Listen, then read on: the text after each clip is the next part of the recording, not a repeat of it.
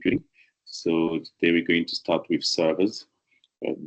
I know we all know what is a server because we've spoken about servers so many times. We've spoken about the fact that whenever we're dealing with data, especially when you're building like AI tools or dealing with large amount of data, we end up needing servers in order for us to deal with all those data, because we can't really deal with all those data just from our personal computers. So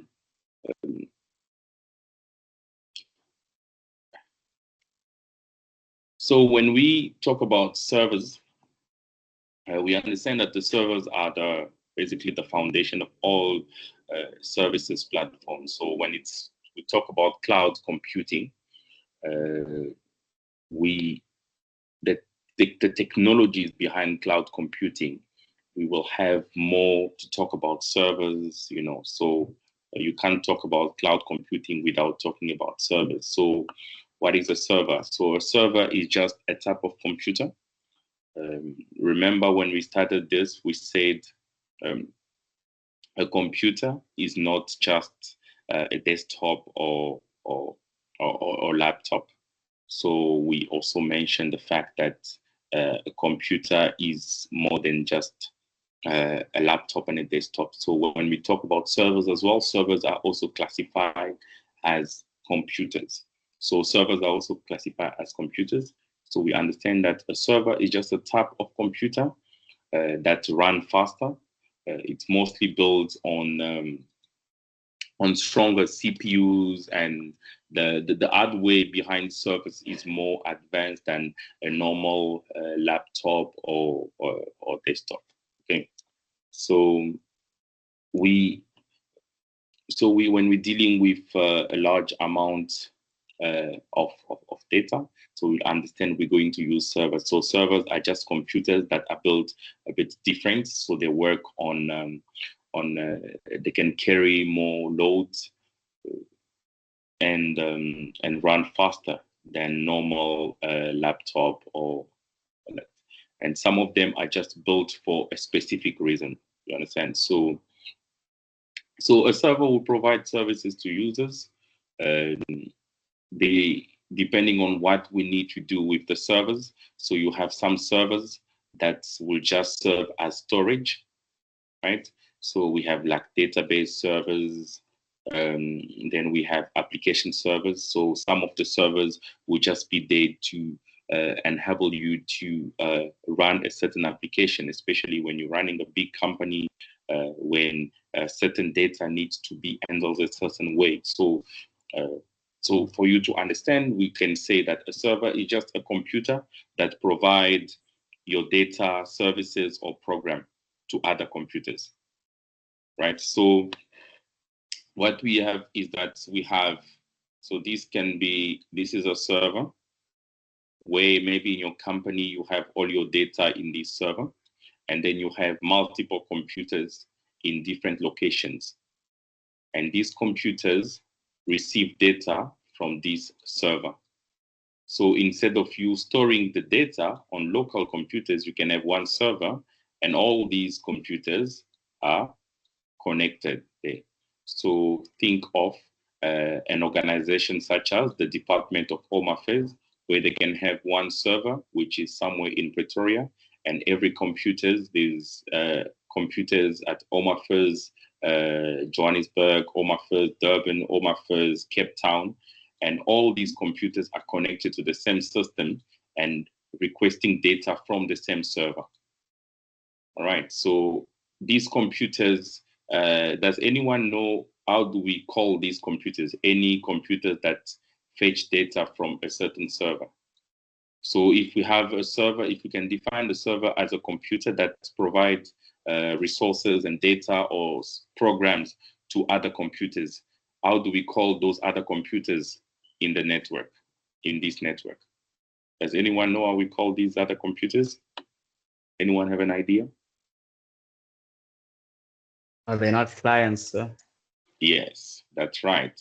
Those are clients. So these computers are called clients. So when we talk about a client in cloud computing, we refer to all the computers or devices that are getting data from a certain from a specific server. So, for example, when you open like a website, uh, your laptop is like a client that will send a request to the web server of that website. And then that website will send back whatever the page is, what you're requesting. So your laptop become now a client to the server, the web server, and requesting information. Okay. Uh, so some characteristic of servers. When we talk about servers, we usually normally we will have more memory, for example, in terms of not memory in terms of just storage, but yes, we have enough storage, yes, but we talk about more memory in terms of the RAM, for example. You have your RAM, uh, random access memory. So your RAM will be bigger than a normal computer. So the server, you have faster processors, you have more memory in terms of your RAM, and you also have more storage. Okay, and most of the servers are designed to actually work 24/7. They must always be online because you don't know at what time the client will want to request data from there. Okay, but it will also depend on the type of, uh, of organization. Okay, so when we look at servers, different servers will serve a different purpose. You have, for example, when you talk about web servers, normally web servers that are built just to deliver website. So you have your website. Every website that you have there is built when you save your website or you build your website on a certain hosting company. There is a certain server where your website is really installed, and those servers will actually deliver the website. So more common servers that deliver website, you have, for example, Apache. So you can get a what you call that, a hosting company that save all the information on Apache, or you have NGINX. So these are examples of web servers. You have these servers are more focused on delivering like your website, and then you have other servers that can help you in terms of database, right? Of storing your database to store and manage your data. So you have, for example, MySQL. MySQL can be considered as a server. MySQL. You have Oracle.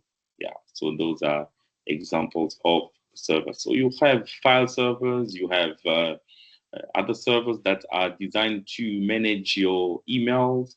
Okay. All right. So we need to understand that in terms of the server features, we have the availability. As we mentioned, the server must work, most of them work 24/7. So you can access the data anytime. In terms of scalability, these servers can help you store as many information as possible that can be requested by different clients. Okay, and then it's very easy to manage these servers. You can use them anytime and anyhow, depending on how you want to request the data. Maybe some data are just requested for a certain application. Okay, and then the reliability. So when we talk about reliability, we refer to the fact that it's better to use a server than having to store data on the local computer, especially when you're dealing with a bigger organization. All right, so there's many type of servers, as I've mentioned. Some of them will help you with the database. Some of them is just file servers, just to keep certain files. Some of them for the email, to manage the email, the web, different application, your DNS proxy. So you have different server. In terms of server development history. So the way the servers have grown, we started from mainframe and mid-range computers. It grows to microcomputers. You have the x86 servers, which are used by which use the same technologies that many computers processors use. You find your x86, and then now we are on the level of cloud computing, where everything is kept on the cloud, and you have many clients from different different locations that are requesting data from the same server.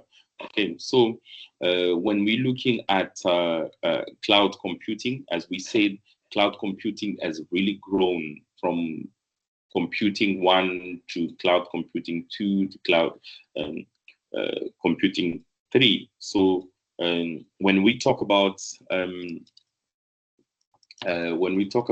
these different stages of cloud computing, these different stages of cloud computing, it's depend on the time. Guys, do you remember we mentioned the fact that there is nowadays there's a lot of AI tools, that are being created every day. We have some new tool and everything. Does anyone remember again what we've mentioned is the main reason why nowadays there's a lot of AI that are being created? Like, what has allowed that? Do you remember? Can anyone remind us what was the main reason why from the year like 2010 we now have a lot of AI tools? Even in our cell phones, we have a lot of applications that use AI, and AI has really been advanced from the year 2010. What's the main reason, guys?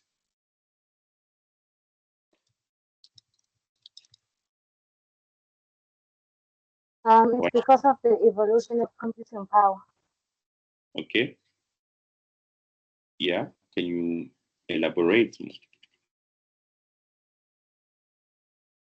Especially regarding what we're looking at now in terms of the servers. If you have to look at the slide in front of you, like, what would you think is the main reason? What do you think from what you've said? What can you add to that?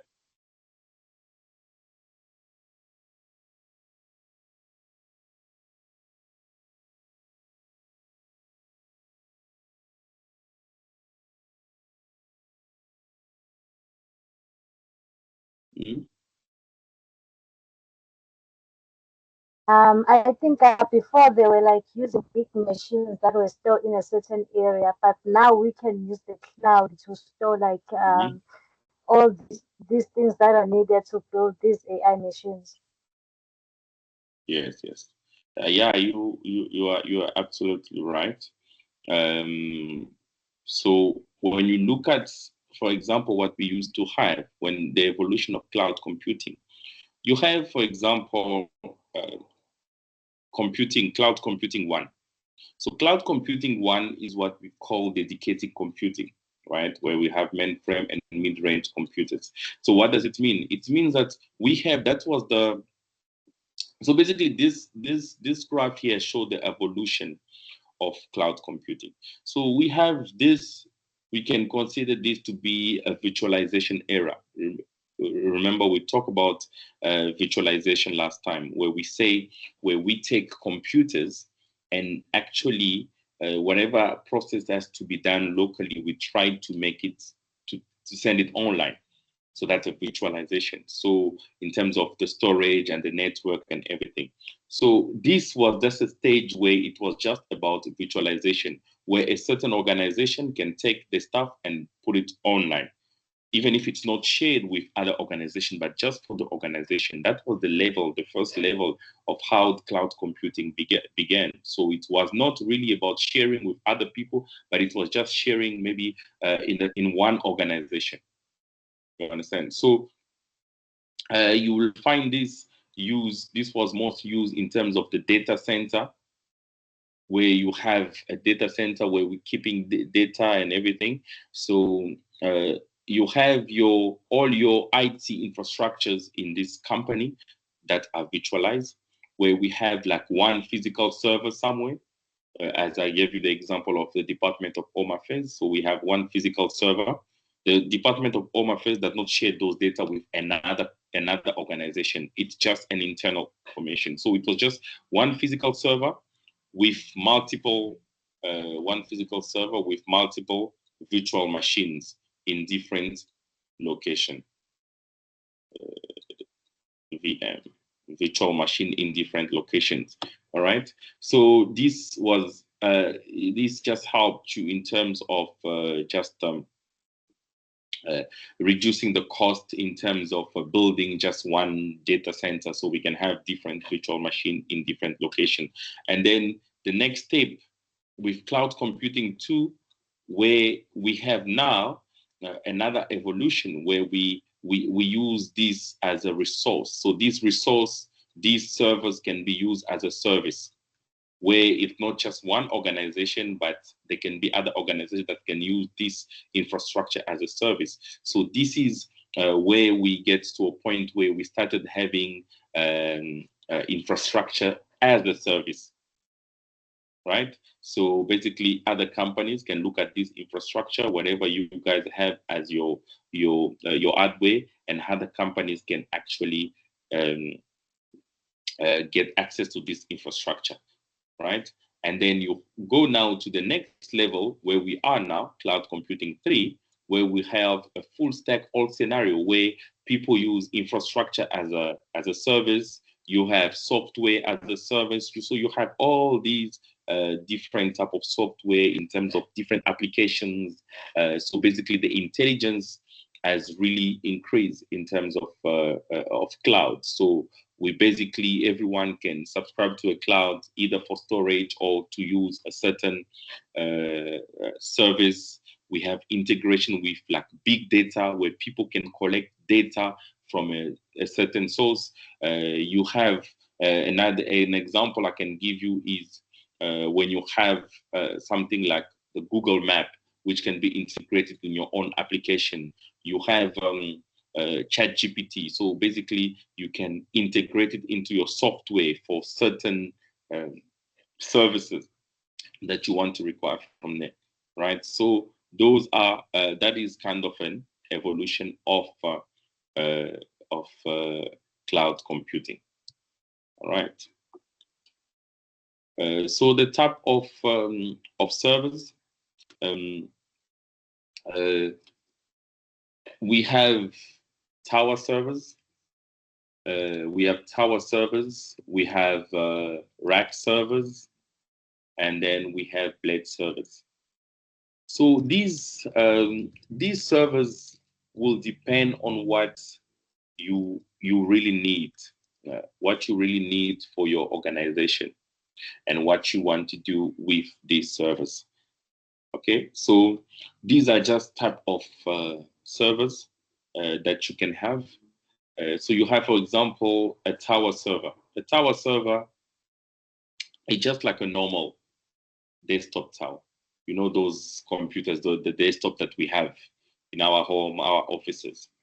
So that is a tower server. Okay. So it's one of the advantages of using this. Anyone can set it up. It's very easy. You go to the shop, you buy this your tower server.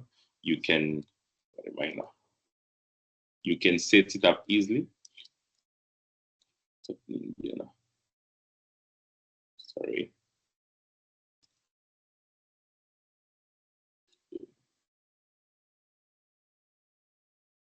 Okay, so you can actually set it up easily.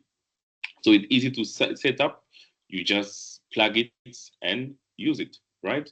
These are good for small businesses or in your offices. We use them in our home and everything.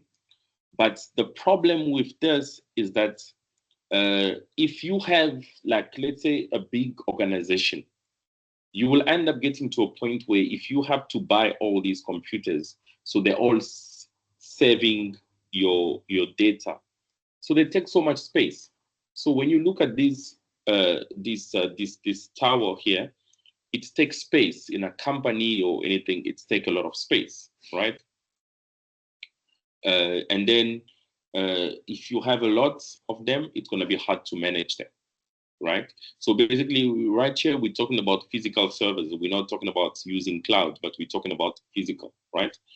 And then when we look at rack servers, so these rack servers are really small, so they can be mounted. You know, when you look at this, you can have some space, you know, in a company, even if you have many of them, all the computers are just plugged here. You can stack them somewhere in a company, so they are really small. You can have one like big rack with many of these servers there, so you can manage them easily. Even in terms of cooling them, it's very easy. And these are mostly used by companies that are growing, companies that can afford them. Obviously, they will be more expensive than the tower servers because these tower servers are everywhere and they are cheaper than the rack servers. So the rack servers, that's what they're called, rack servers, because you can actually build a rack and pack them in there. Okay, so but the biggest problem, as we're saying here, you can create a cooling system, but if you don't create a cooling system, that becomes a problem, because if you put them maybe in the rack, you know, you pack them one on top of the other one, and then you are doing maybe a certain operation that require a lot of computation, so the temperature will increase and you're going to end up burning them. So the cooling system needs to be designed properly. So these are mostly used in data centers and medium to large enterprises. Okay, and then the last one will be the blade server. Okay, so the blade server is obviously bigger than the rack server, and these are mostly used in big companies like cloud providers. So if you are a company that is providing cloud services, other people that are clients are requesting data from you. So for big organizations, they use the blade servers. And in terms of the cooling, you need to understand that the blade servers will really, really need advanced cooling system, and they are very expensive, right? But in terms of the advantages, the performance is very good in terms of cloud computing, virtualization, if you're dealing with maybe AI processors, you know, all these things. So you choose based on what's the, what you call that, what is needed, what's the size of the company, and what the company can afford, right? So the towers are just like desktop computers that we have. Those are good for small organizations, small offices. And then we have the rack, which are servers that we can stack into even a cabinet. These are for normal, small, or standard companies. And then we have the blade servers that are really small, packed like in a box. So basically, this is a box, and the servers are there. So here we have 1, 2, 3, 4, 5, 6, 7, 8. So we have about 8 servers stacked in a box. So these are based for like clouds, telecom, you know, those big organizations, you know, cloud providers, you know, large enterprises. And then you need to understand they are very, very, very expensive. Okay, so, and then there's a cooling system that they can create just to cool them. All right, so these are examples of servers. Okay, so in terms of the this is one of the example of a server. This is the Huawei Taishan 200 server. It has different parts, and different part of this server can actually serve a different purpose. So we have the first part, which would be the chassis. which is number one, which is this part. It's called the chassis, and then you have the motherboard, and then you have the memory, the CPU, you have the CPU heatsink. Today you have the power supply, you have the fan, drive, and air dust. So these are the part of this. Okay. All right. So when we talk about the CPU, remember we spoke about this so many times. What is a CPU? So the CPU is basically your central processing unit, which is a chip that you have even on your laptop, on your computers, and on different servers. So this is actually responsible for for all the operation that happen. So, for example, on your computer, the CPU is going to be in charge of every operation that are happening. Like when you open your softwares. This is why when you open so many softwares at the same time, your computer starts freezing because your CPU is overused, right? So your CPU is overused. Now, if you look at, not sure on Windows or, okay, on Mac, you're going to check your activity monitor.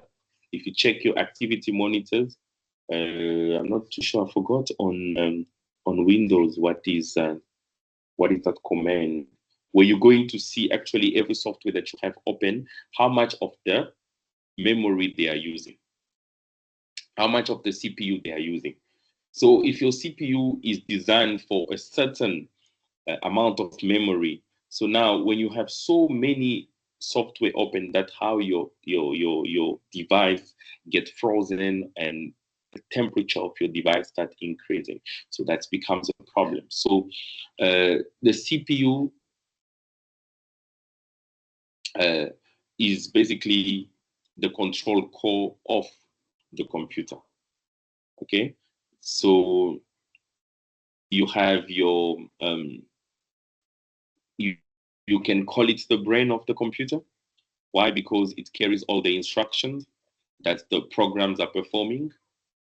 Okay, so all calculations that are happening are done by the CPUs, especially like you have all your arithmetic calculations, your logic operations. The CPU also work in terms of controlling all the components of the computer, in terms of telling what's the internal storage, okay, telling the memory, your storage, and in terms of the inputs devices. So that are like you have a USB, so the CPU control how the USB is going to work with the computer. So how are the process going to happen when you're requesting for something from that USB?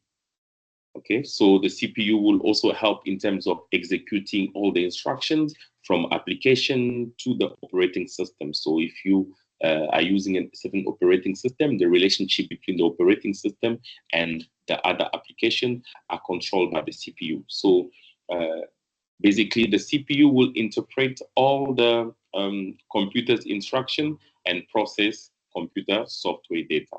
So you can see why the CPU is overused when you are opening so many applications, because every application is requesting a certain memory or a certain service from the CPU. Okay, so the CPU will have a logic operation unit, a control unit, and a storage unit. Okay, remember we spoke about this when we did AI. Okay, so your logic operation unit will deal with all the calculations that are happening, all the decision, and then you have the control unit, and then you have the storage unit. So that is very, very important, okay, to note. And then you have when you input, maybe you have a new device, input device. You have all your input device. So can anybody tell us an example of an input device? on the computer? The keyboard. Yes, yes, the keyboard. So the keyboard is an input device because the keyboard help you bringing some new information to the computer. So you have your input device, which are the keyboards. You have the mouse. Any other input device?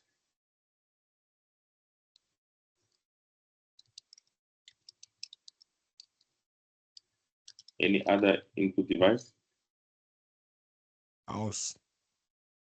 Yeah, I know I've mentioned the mouse already. Anything else? Screen. No, the screen is not an input device. The screen or monitor is an output device. External.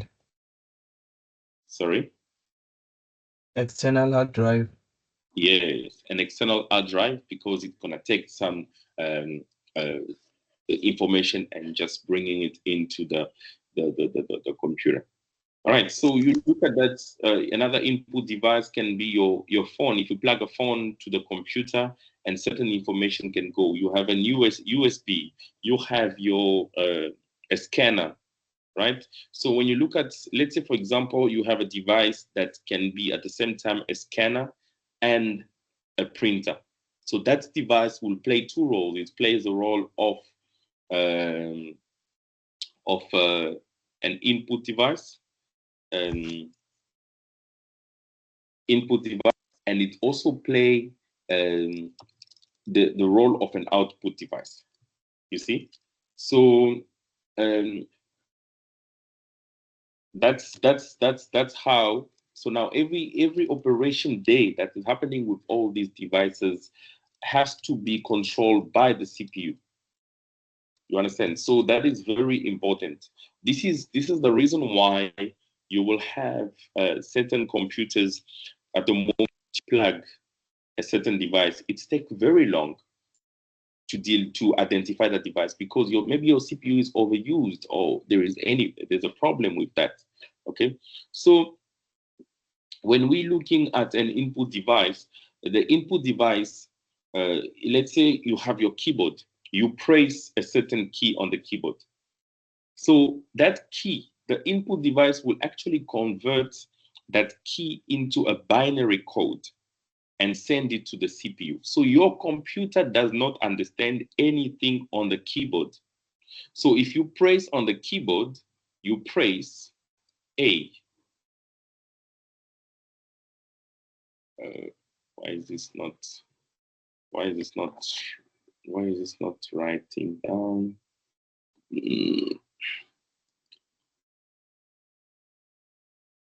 Yeah.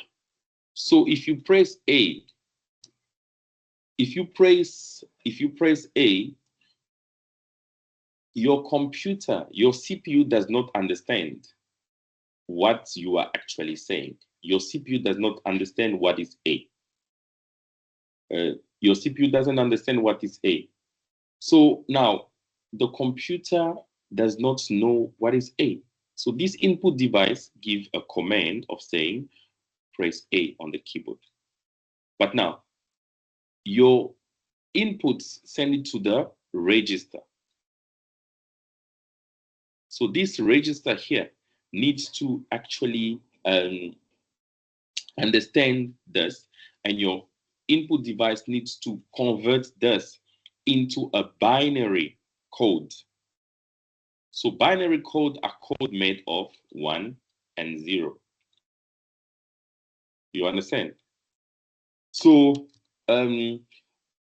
this binary code will be sent to the CPU, and the CPU will understand that binary code. You understand? So the CPU will have to. So if you write, for example, on the keyboard,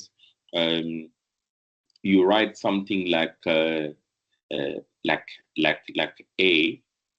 So the keyboard will take this, represent it into the what we call the SAS double. AS, it should be ASC double I think it's what is it stand again? Should be the American Standard Codes. Yes, the American Standard Codes information interchange. Yes. So the letter A, for example, will give you a certain number in the American Codes standard. So A, if I'm not mistaken, A should be 65. So now what will happen, the keyboard, as you're typing this letter A, it's gonna convert it into this. You have your, this standard, which is 65, and 65 will be converted into binary. And 65 into binary, you have 0, 1. So this is what your computer is going to get. Wait, 3 zeros. So your computer is going to get something like, so these not, I may not be accurate with this number, but this is how the computer will get the number. So your computer will get a number, the number 65, converted to binary, which is, if I'm not mistaken, something like 0, 1, 0, 0, 0, 0, 1. So this is what the CPU is going to receive. So your CPU is just going to understand this number in binary. So now when you write a word, wherever you write your name, the computer is converting it into this binaries, so these numbers, and this is what the CPU is going to understand. So the input device is designed to convert your input into a binary code, which is sent to the CPU. And now here in the control unit of your CPU. So the control unit now will fetch that data and place it into the register inside the CPU. So now the register will take that data and store it and then process the data. So if, for example, that data requires some calculation, the logical unit will take it and deal with it. So the register will now take it. So the register is just a high-speed storage. That's how you can call it. All right. So if there's any process that needs to happen, if there's any calculation that needs to happen, you have the arithmetic logic unit that will do that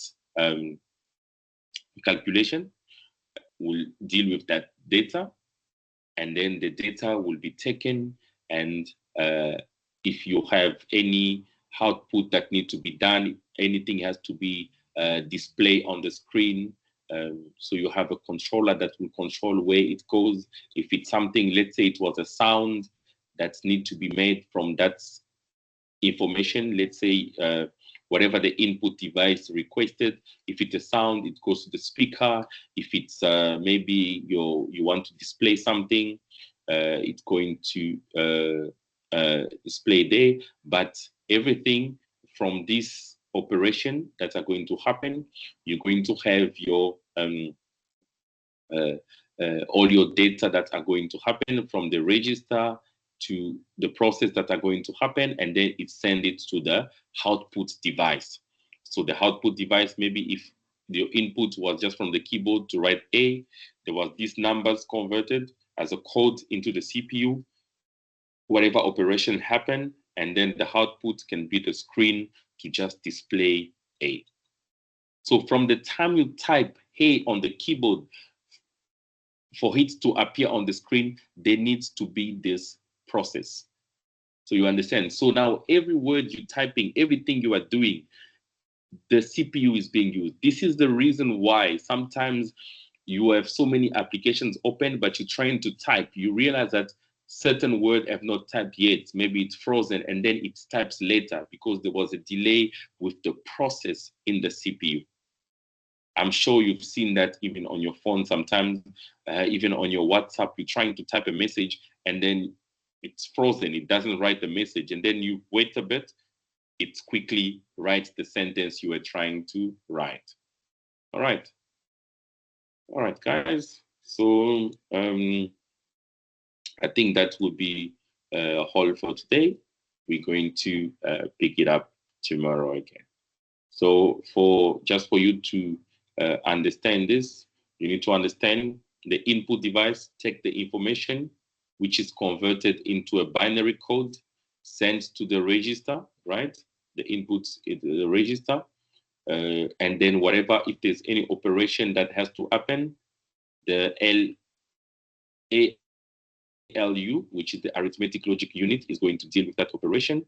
And then the control unit is going to send it to the output register, which send it to the output device.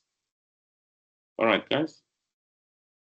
Any question? Any question before we call it a day? Do we submit the mock exams privately, sir? Yes. You can send it to me privately, but actually I'm gonna create a Google form where you're just gonna fill the Google form, and then so I can have your full name and your what you call that, your Huawei talent what you call the username, and then we're gonna check that with the system. Yeah.